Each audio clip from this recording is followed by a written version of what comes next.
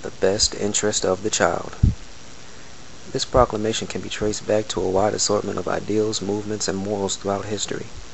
Have the causes of those shouting these emotionally charged, action-inciting words ever been worthy of the phrase's implications? I won't assume to know without a doubt that any movement or ideology has truly focused its efforts on the best interests of children, when using children as an example to rally support for their motives. Every movement is formed by a group of individual people. Therefore, corruption exists within every movement. However, in my opinion, many overcome the inherent dissent within their respective groups and push forward what they're believed to be worthy causes. It is my belief that one movement has taken the best interests of the children and rearranged those interests to fit their own goals. A strong and independent woman is what a gender feminist claims to promote. Yet the laws and policies gender feminists have created and/or support contradict everything a strong and independent woman is. In this post I will focus on child support and alimony. Alimony, like child support, is no longer exclusive to women, as a substantial number of women have entered the workforce. Policies that were once set in place to ensure that wives and children were financially secure until another form of income could be acquired have now become obscured to represent a justified entitlement for maintaining a lifestyle familiar to a former spouse instead of ensuring financial security. Divorce has become an almost certain battle for half of the U.S. population that have chosen to or will soon choose to be married. Nearly 70% of these divorces are initiated by women for a number of reasons. If you were to believe most men's rights activists, the main reasons would include the many incentives women have for filing for divorce, such as alimony and child support, because while the fact remains that today not all alimony goes to ex-wives, a substantial amount of child support does go to mothers. If you were to believe gender feminists, the main reasons would include the many months or years of domestic abuse and child abuse committed by the ex-husband. Who is right and who is wrong? While I don't agree with everything I have read from men's rights activists, as they seem to drop the integrity ball from time to time, feminists haven't been able to lift the ball since the 1980s. There are some women's issues groups that acknowledge that men are not the evil dominating animals gender feminists claim we are, who would like to grab the title of feminism back. Unfortunately, they have been excommunicated from the movement by the politically influential leaders and branded as anti-feminists for daring to care about the rights of men. This fact is why many men's rights activists and humanists generalize when speaking about feminism. We look at the actions of those who voice what the movement is about through legal policies and the media. We also look at those who claim they don't agree with the radical feminists, yet don't voice those disagreements to a media that right now will gobble up anything said or written by those they think are part of the feminist movement. Christina Hoff Sommers is one example, and the backlash she took from mainstream feminists was so ridiculous that they themselves were able to reach into a wallet, pull a feminist card, spit on it, and cut it in half. Those who self-identify as feminists that don't agree with radical feminists, yet don't protest the discrimination against men they promote in Western legal systems, share none of my concern when I generalize feminists.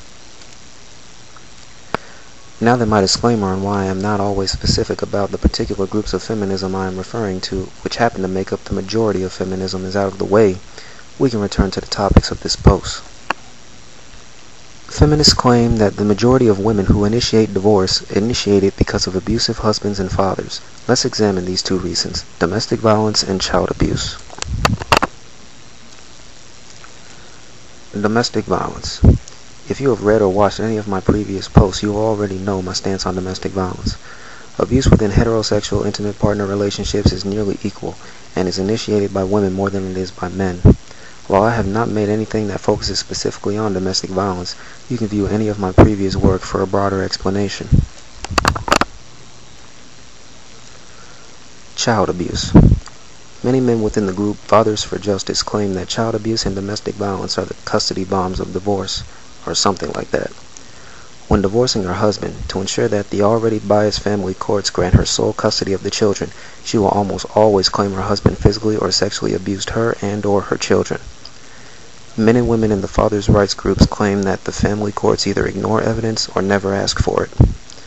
Half a year ago, if I had heard this, I would think to myself, for real? Does this insane group really expect people to believe this?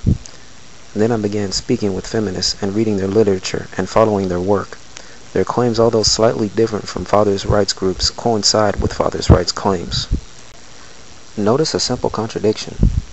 Feminists deny the fact that domestic violence and child abuse are two of many things women can use to win custody battles due to biased courts. At the same time, they claim that the main reason women initiate divorce the most is because husbands beat their wives and abuse their children. Maybe the courts aren't biased at all, and men really do just beat the women they marry and the children they father. That would explain away the explanations of the men's rights groups and put a sound reasoning to the feminist reason behind the fact that mothers receive custody of the children nearly 80% of the time. Of course, to come to that conclusion, one must ignore the fact that mothers are the primary abusers of children. However, feminists haven't ignored this fact. Instead, they have another solid explanation. More children live with their mothers than fathers, so it would make sense that mothers abuse their children more. Now, if you can find logic within those contradictions of how women can claim their children were abused to win custody, yet women abuse their children more than men do, then congratulations, you're a feminist. I'm sure when rational people are faced with these contradictions, they stop and think to themselves, wait a minute, what? However, this is the case when using feminist reasoning. While married, a woman's husband abuses her and her children. When divorced, she takes up the mantle. So somehow, by this insane logic, feminists have created a bias in the court system that favors women by painting men as violent abusers and women as helpless victims. While they're married, of course. When they divorce, the ex-wife gets the children and with them, child support. In the past, the majority of women in the United States were homemakers.